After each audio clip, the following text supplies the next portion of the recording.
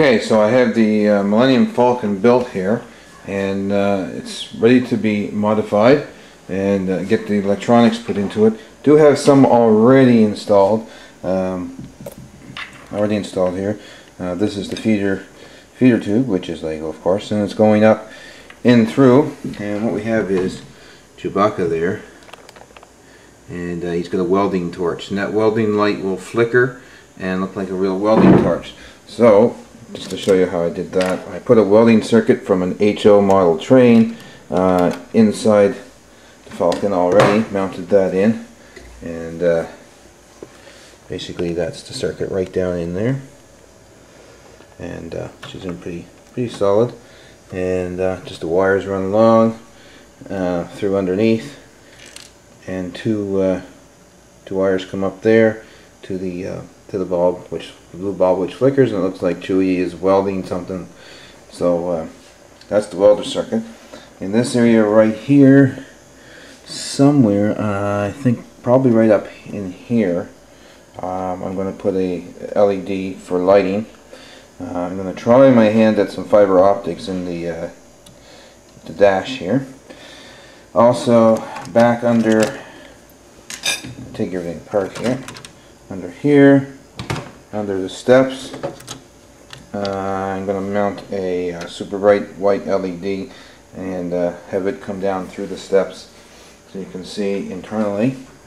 And then in the back, we're going to light up the engines with a super bright white LED as well. Somehow in there we're going to put it. I'm not sure where or how we're going to do this yet. It's going to take some testing, but we'll try it and see what we get. And that's about what we're going to do there. I'm thinking also what I might do is might mount a red LED or two up in the cannons, so it looks like the cannons are firing laser fire. That's just an afterthought. I'm going to try that. Well, let's go see what we can do with it. I found this lanyard thing, and it had blue lights in it, and it blinked and stayed on steady and all that. So I removed them because it has 1, 2, 3, 4, 5, 6, 7, 8, 9, 10 LEDs, and there's the little battery compartment with the switch that did its job. But what I'm going to do is I stripped it apart, and I'm going to put it in the back, in the holes that I drilled in the back side of these blue exhaust vents in the back of the blue exhaust. I think this was called the exhaust, but I'm not sure. It doesn't matter. And it's going to light that blue section up quite nicely because they're quite bright blue. Okay, I am feeding the lights through the back here because I need two in the middle. To this closest, which is coming up here, and the only way I can get them in is feed them through here. I got that part glued together, so it's become very treacherous getting them in there without breaking them off. Which two is it? It's these two right here, so I gotta make sure I get them in the right position. And I think that's about it right there. And then I can tack them in, and then from there, I can put them in their appropriate holes, which I drilled through the back of these little plates here, which the blue are attached to, so the light will come right through it, and it'll look bluish, and it look like the engines. They're not the exhaust ports. I correct myself because those are the exhaust ports. They're the hyperdrive engines. So I got the glue gun out, and I am going to glue that strip of lights that I have there in around the back, the exhaust port, and also the LEDs. Will fix them in so I can wire them up. Don't want them to short out, so there's the glue on that. There's the glue on that.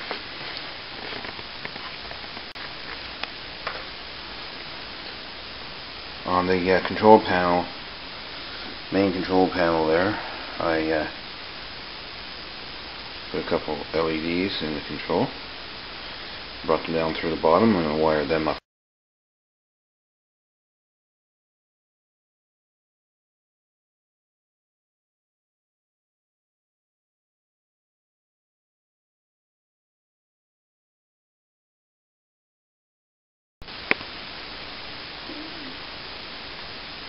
So I wanted to illuminate the walkway into the Falcon, so what I did here is inside I put a big 10mm super white LED. Just bent it down slightly to angle it down the walkway.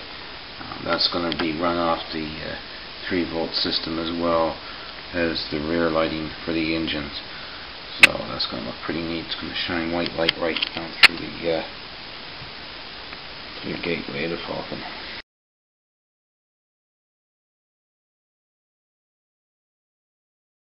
Right there we have the electronics, which controls the welder that Chewie is working on right there. That Chewie is using right there.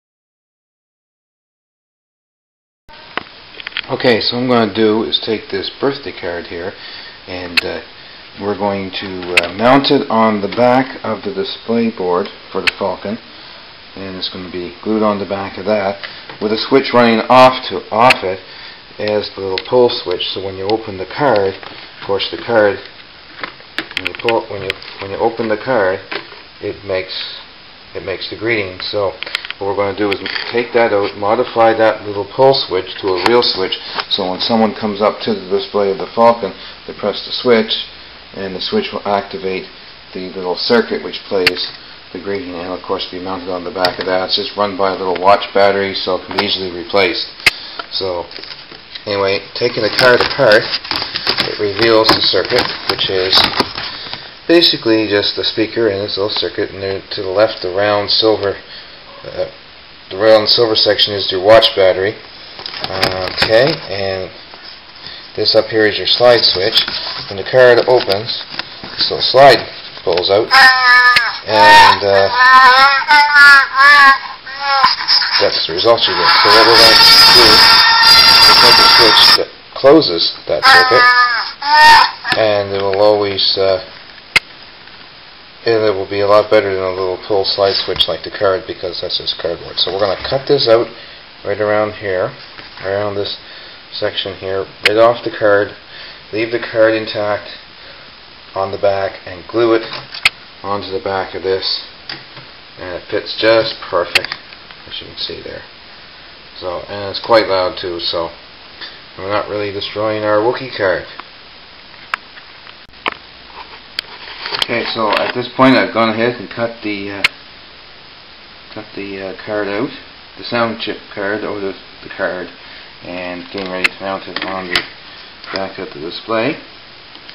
And we can just put some hot glue on it and stick it right on the back there like so, and it'll work perfect.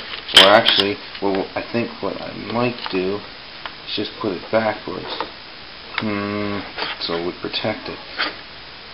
But then again, it's going to be hard to mount it. So actually, we'll put it on like that, because everything's going to be cased up, and this will be glued to the main board anyway. So there shouldn't be any problem there. And we'll just run wires off the circuit board and off the extended clip here to a switch, like so. And when you push down on it, it stays down, stays closed, which completes the circuit, which makes the chip do its job and produce the sound out of the speaker.